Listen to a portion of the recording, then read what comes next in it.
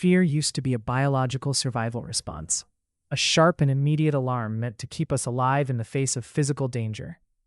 If you heard a rustle in the tall grass or saw a shadow where there should not be one, your body took over to ensure your heart kept beating.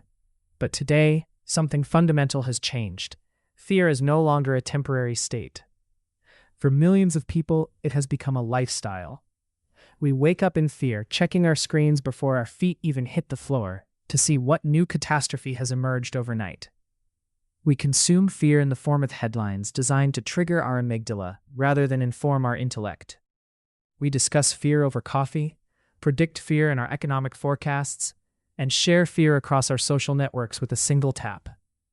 And most dangerously of all, we have collectively decided to call this state of constant agitation being informed. When fear becomes your worldview, it stops being a reaction and starts being a frequency you vibrate on. It becomes the lens through which you interpret every interaction and every piece of data. If you are tuned to the frequency of fear, every stranger is a threat, every change is a disaster, and every unknown is a reason to retreat. We saw this manifest clearly during the recent global pandemic. While there was a literal virus to contend with, the secondary contagion was far more pervasive. Fear became a global language. People were not merely reacting to a biological threat, they were reacting to the vacuum of uncertainty. Human beings loathe the vacuum. We hate the unknown more than we hate the bad. Fear rushed in to fill the space where clarity and calm leadership should have been. Once that fear took root, it didn't just stay as a medical concern. It morphed into a social currency and eventually into a habit. This is the stage where the danger truly peaks. Once fear becomes a habit, people begin to defend it as if it were their very identity.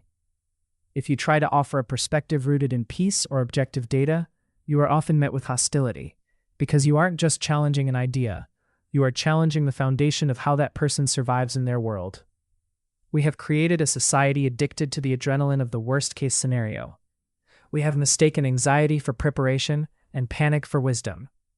But a life lived in fear is not a life lived at all. It is a life merely endured. Breaking the fear habit requires us to stop equating awareness with alarmism. It requires us to reclaim our attention from the entities that profit from our terror. It is time to recognize that being informed does not have to mean being afraid, and that clarity is a much more powerful tool for survival than a permanent state of high alert.